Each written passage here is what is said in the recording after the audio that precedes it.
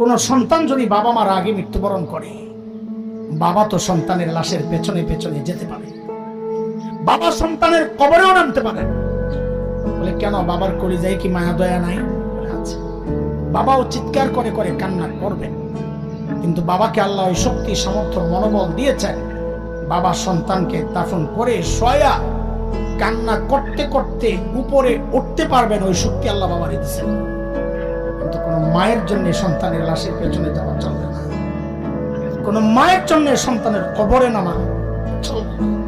কেন, দুনিয়ায় এমন কোন মা নাই যে সন্তানকে দাফন করার জন্য কবরে নেমে সন্তানকে শোয়া দিয়া ওই মা আবার সুস্থ অবস্থায় উপরে উঠবেন, এমন কোন মা নাই।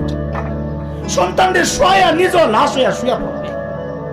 এরে ভাই, একটু জানতে চাই, এই যে মার কলিজা এত দরদ, এত মমতা, এত মায়ার ভালোবাসা, কারণটা কি বলেন তো? মা আমার দুই চোখের এক চোখ বানাইছেন সেই জন্যে, মা আমার একটা কান বানাইছেন সেই জন্যে, মা আমার একটা হাত বানাইছেন সেই জন্যে।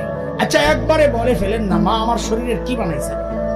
কি বানাইছেন বলেন, বলেন কি বানাইছেন? কিছুই বানান নাই, কিছুই বানান নাই। তারপরেও মার কলিজা এত দরদ, মা আমার কিচ্ছু বানান নাই, অল্প কয়দিন ভাড়াটিয়ার মতো আমার পেটে জায়গা দিয়েছে, হওয়ার পর লালন পালন করেছেন, কিচ্ছু বানান নাই, তাতেই মার কলিজা এত দরদ আর মায়ার মমতার ভালোবাসা, কিচ্ছু বানান নাই। তারপরেও তাইলে যে আল্লাহ আমার চোখ বানাইছেন, ওই আল্লাহর কত, যে আল্লাহ আমার হাত পা বানাইছেন, ওই আল্লাহর কত, যে আল্লাহ আমার এত এত নিয়ামত দিয়া বাঁচায় রাখছেন, ওই আল্লাহর কত নয়।